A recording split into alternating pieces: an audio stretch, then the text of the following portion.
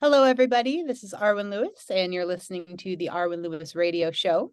Today, my very special guest is songwriter, recording artist Robert Laroche. He's a singer, songwriter, guitarist who began performing professionally at age 15. Originally from Holyoke, Massachusetts, Laroche formed power pop sensations The Size in 1982. After 10 years of touring the college club circuit of New England, The Size were signed to Virgin Records and released their debut CD, What Goes On, in 1992.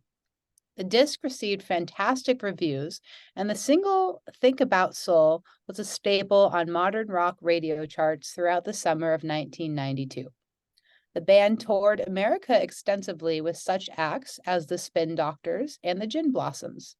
Their second release, Different, was released in 1995 on New York City indie label Big Deal Records.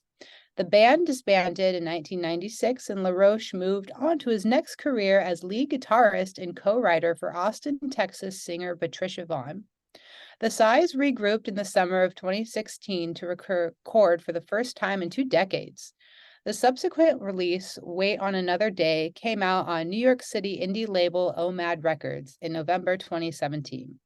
The disc received glowing reviews internationally. In July 2019, Austin singer-songwriter Laroche released 1,000 Shades. The 6-song EP is bursting with irresistible hooks, and Laroche's signature harmonies and mesmerizing vocals.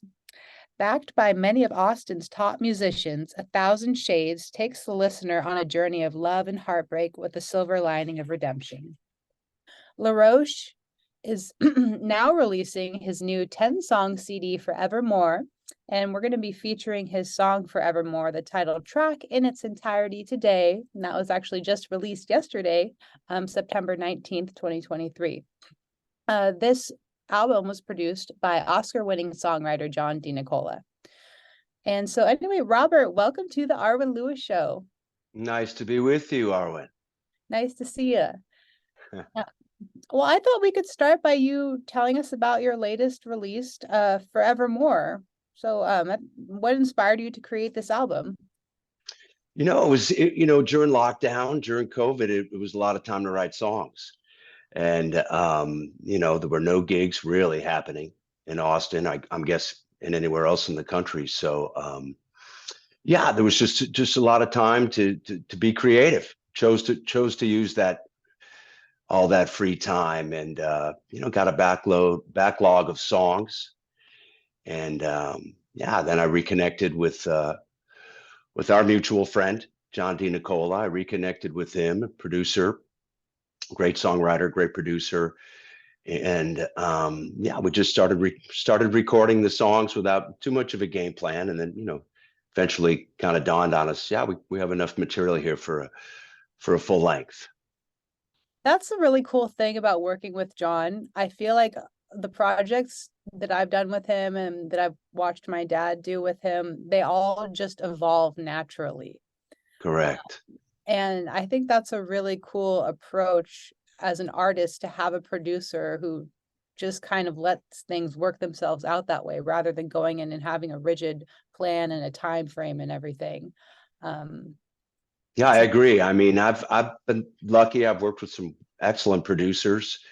Ed Stasium, with The Size, and Darren Murphy's fantastic. He's out of Austin. He's a good friend and great producer. But this time around, I've been actually taking care of my mom full time in Massachusetts, where I'm from, since my father passed away a couple of years ago. So, logistically, I was a lot closer to upstate New York than I was to Austin. Yeah. And that's kind of how that came about. It wasn't really planned. And so, I can actually get in the car and drive to John DiNicola's studio in the Catskill Mountains, and it's a bit of a drive, but I mean, you don't have to fly. And not like going down to Texas. That's kind of how it came about, really, is that because I was back in Massachusetts taking care of family business, which I'm happy to do.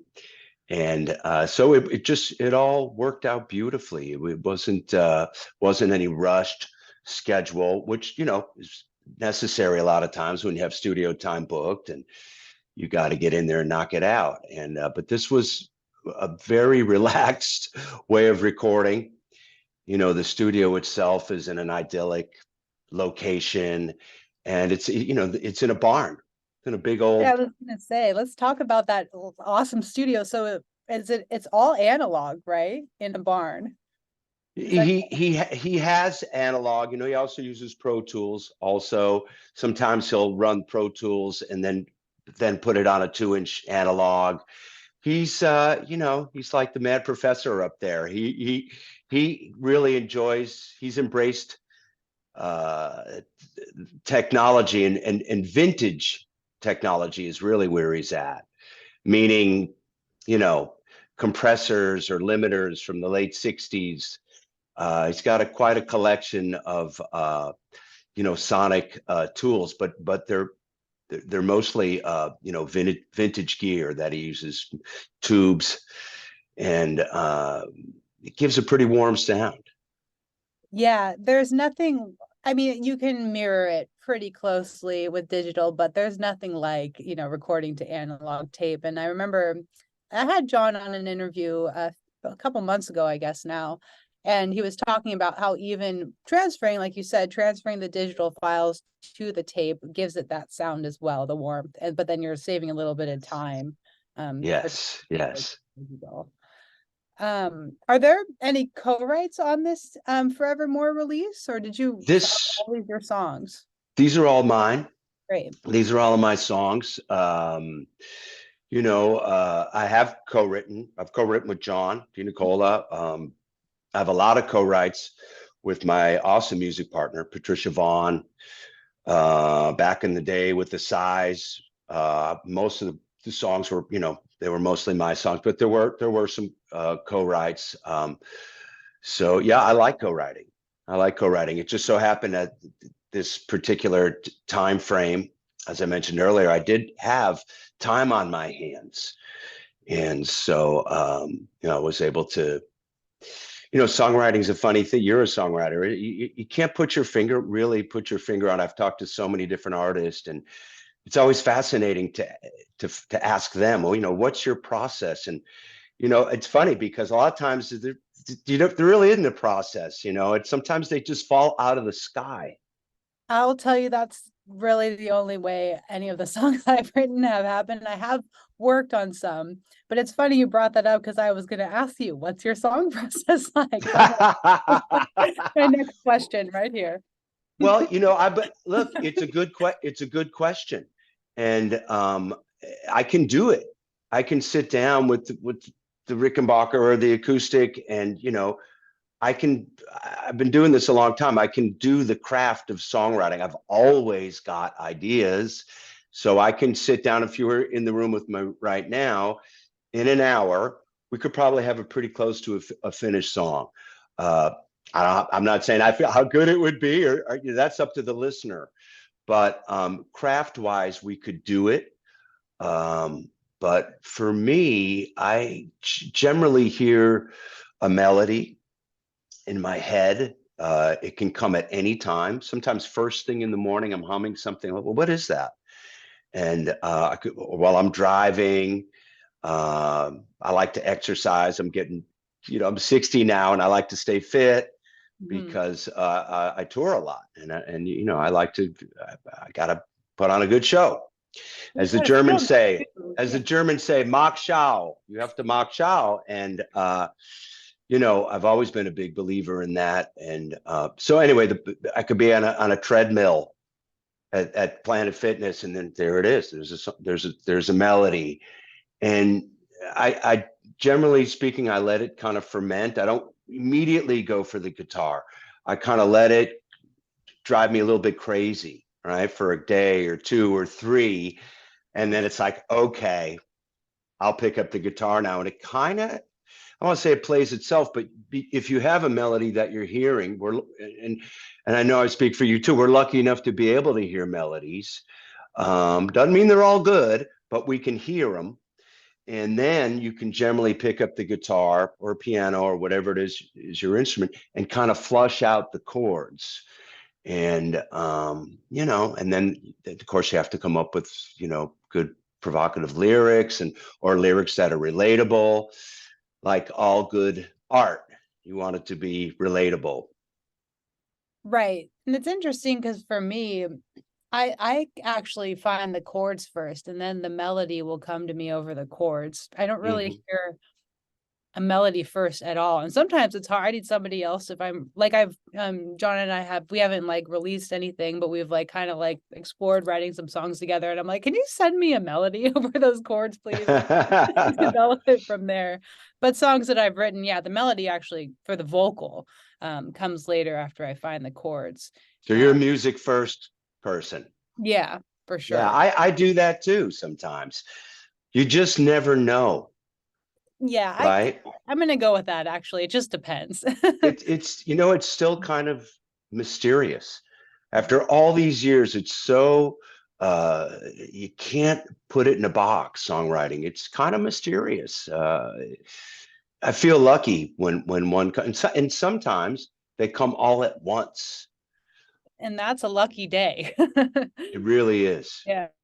Yeah. Um, well, I mean, music in a way is really mysterious too, because you can't see it. It's you Right. can see the instruments, we can conceptualize it, but you can't see it. And so, I mean, obviously No. it all makes sense, but there's something I think, I guess you can call it spiritual or whatever, about music. And speaking of that, who are the musicians on this record on Forevermore? Who else played on it? John and I did the lion's share. I played most of the guitars because I'm a guitar player. Right. Yeah. Um, but John is a multi-instrumentalist. Bass, I guess, is his go-to. So he played bass on all the tracks. He's a wonderful keyboard player, and he happens to have some really cool, like an old B3. So there's some this was sort of the first, this is my third solo record, and this is the first one that has a lot of B3 organ on. I love it. Mhm. And yeah, he also played some electric guitar, and he has a pump organ from the 19th century, crazy stuff that he has. And it just found its way on record. But in addition to John, I had two of my size bandmates. I had Tom Borowski, who's the longtime size drummer, still is the size drummer because we still play occasionally. He played on a couple of tracks. And Tommy Pluta, who is actually the size bass player, was the original drummer back in 82 and through 85. And then he switched over to bass. But anyway, he's a fine drummer, and he played on 6 of the tracks. There's 2 songs on the record that don't have an actual drum track. I think John's playing like an Indian drum or something like that on Forevermore, on the title track. Cool. Yeah, and that there's also just to finish the answer, David Perales violin, Brian Standifer cello. I don't want to leave anybody out. Oh, Zonder Kennedy, which was really the wild card, who was an incredible guitar player. He played the solo on a song called "Burn That Kingdom." Oh, we're gonna hear that today too. I think I have everybody. There weren't that many guys that played on this record. It's kind of self-contained. And that's really nice too. I mean, if when you have, I mean, it sounds like, well, maybe 10 people. I mean, that's enough, people who are all skilled and versed in different ways to make a beautiful project like you came up with. Yeah. Thank Uh, you. yes, you're welcome. Oh, so when did you start learning how to play music, and was guitar your first instrument? It was, my brother played piano. He was a good piano player. So there was music in the house. My folks loved music. Yeah, okay, not rock and roll, but my dad was jazz, and my mom liked out show tunes, and that was their era, of course. But I'm the youngest of 4 kids, and there's a little bit of a gap. I was sort of later. So, I was born in 63. So by, 2 and 3 years old, AM radio was pretty outstanding back then. I mean, you could Right. hear the Beatles and the Stones or James Brown or maybe a kooky novelty song, they're coming to take me away or something nutty. But the top 40 was quite eclectic and good back then. So, even though I was just maybe even couldn't speak yet, I was getting that information without a doubt. And then as the years went by, my brother and I shared a room. He had an extensive record collection. My sisters always were playing 45s. And so I really heard a lot of great stuff, like in the 60s, still in the 60s. I mean, the best time, to be, I can't imagine, if that's your childhood soundtrack. That's so cool. Yeah, it was a good one. It was a good one. We had a great record store in my hometown, Holyoke, Massachusetts. Where I'm playing Saturday night. Oh, I'm doing great. my Okay. CD release there with John D. Nicola on bass. How Oh, about that? are you going to live stream it? You know, I've got to talk to him about that.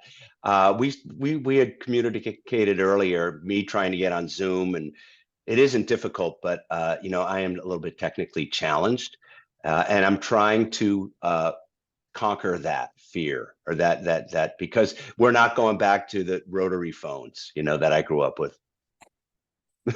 I mean, I think it's kind of, I mean, you're already a musician and versed in that. That's its own, beast in itself, like technology kind of, I don't know. It's overrated, except we're able to talk right now. So that's really Yeah, nice. in this case, it's a beautiful necessity. Yeah. Also, and when did you start learning how to sing with guitar right away too? And did you just start playing along with the music you were hearing, or did you have formal lessons? I was my sister. I have a couple older sisters, and one of them played guitar. She had a nylon string guitar, and she also had a little Stella. I wish I still had that. It was like a little mini, or like a three-quarter scale, not so great, inexpensive. Let's put it that way. Acoustic guitar, and so she was encouraging. So I guess I picked it up around 12 years old, and I did take a couple of lessons in the Northampton, Massachusetts, the neighboring town. And I wasn't a good follower. I didn't follow the teacher, and I kind of was a little, even then I was a little bit rebellious, like, yeah, I don't want to learn that, and probably not the best student to have, looking back on it. But so I stopped after maybe just a couple of months, and I said, I'm going to teach myself how to do it. And I did. Just, I'm not unique. It's a common story for musicians. I taught myself. I listened to the records. There was no YouTube in those days, so I bought the chord book, and it shows you where to put your fingers and everything. I taught myself basically, and I was singing sort of privately, not with anyone around, but I kind of felt like, I feel like I can do this. I can sing a little bit. And when I was in eighth grade at a Catholic school, I went to Catholic school in Holyoke. It was a good school, got a good education. And when I was in eighth grade, they had a couple of guys from the local, 3 or 4 musicians from the local college. It must have been their project, whatever it's called, theses, or to get with these grade school kids and do Jesus Christ Superstar. Nice. And they auditioned the kids, and I got a part of Judas, and which I embraced. And it culminated in a live performance in the gymnasium of the Catholic school, Our Lady of Perpetual Help. Never forget that. And so it was the first time I sang into a microphone. Oh, wow. Okay. I don't know, 13, and maybe 13 or 14, yeah, 13 in eighth grade, and I could hear my voice booming out of the speakers. I'm sure it wasn't like a state of the art sound, so I don't remember. I'm sure it was the speakers hanging on the wall, the public address speakers, and I loved that. I thought, this is so cool to be able to. I realized like the voice is an instrument. And the only thing is, after the show, my dad said, wow, you sounded great, but next time you need to, I guess I had my head down the entire time. I was terrified. I had Yeah. my head down the entire time. He said, you need to look at the audience, but he was very encouraging. But Yeah. I guess that was kind of how I discovered, like, I think I can sing in tune. And then, eventually, a little bit later, after, learning all the songs of the people I liked, Everly Brothers, and all, I love old American rock and roll. Then eventually started writing my own songs. Nice. Yeah, it's interesting to hear you talk about how singing in an auditorium is what inspired you and really gave you that that drive. Because was having this conversation with my dad. We were listening to a live Moby Grape that I bought in Austin, Texas when we were when I met you there. And he was saying how when they played in the Avalon Ballroom, that was the same thing. Everybody wanted to play there because of the way the sound bounced off the walls. Like, Wow. and it's crazy how, when you have a performance experience like that, how, it takes you into this other realm. And I mean, was that when you started your band or a little bit after that? Because you had a band professionally by the time you were 15. Is that right?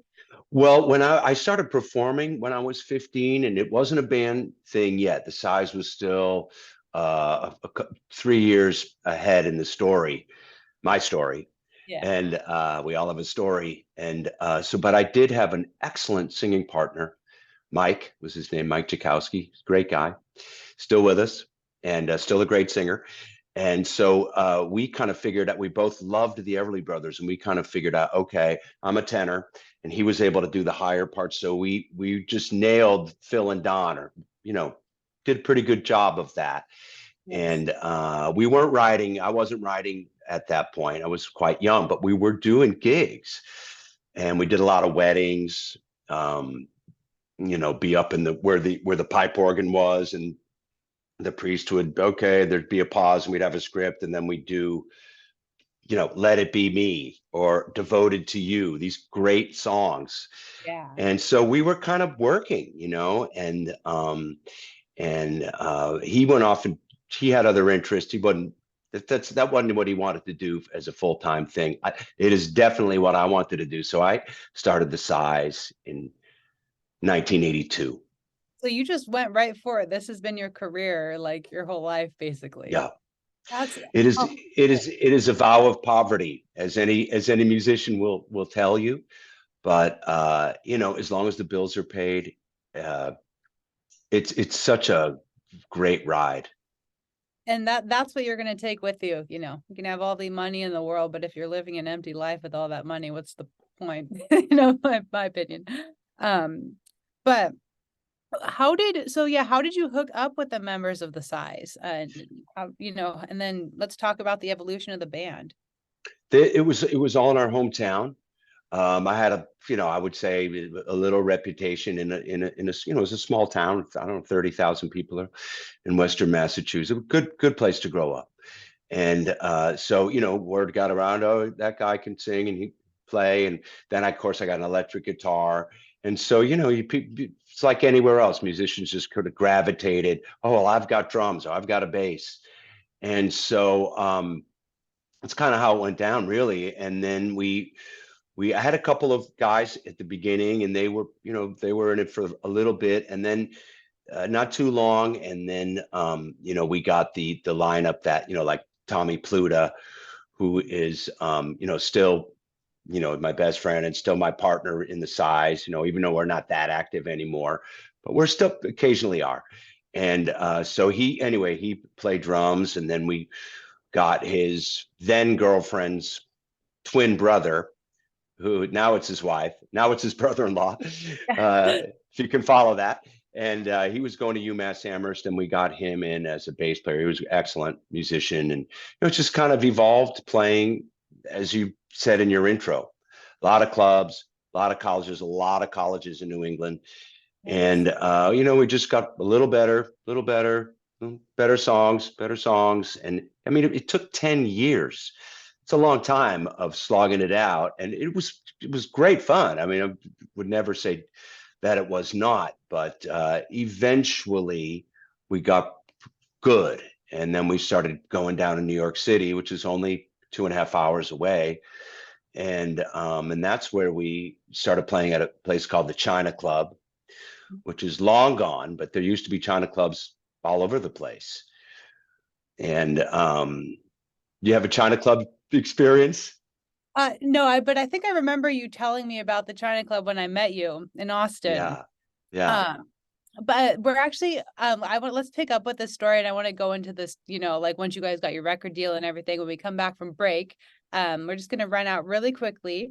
And everybody, if you're just tuning in, my very special guest is Robert Laroche, singer, songwriter, and guitarist. And we're featuring songs from his recent release. He just released a single yesterday called Forevermore. That's going to be our featured track at the end of the show. And the album is called Forevermore. You can find out more about that on nomadrecords.com. Look up Robert Laroche at robertlarochemusic.com. Under Robert Laroche on Facebook, and on Instagram, The Size Music. And do you have an Instagram for your personal account? I do not. Okay. So yeah, you can look up The Size on Instagram. And we're going to take you out to break with Robert's song, Steal Your Heart Away, and bring you back in with his song, Home Again. And this is the Arwen Lewis Show. We'll be right back.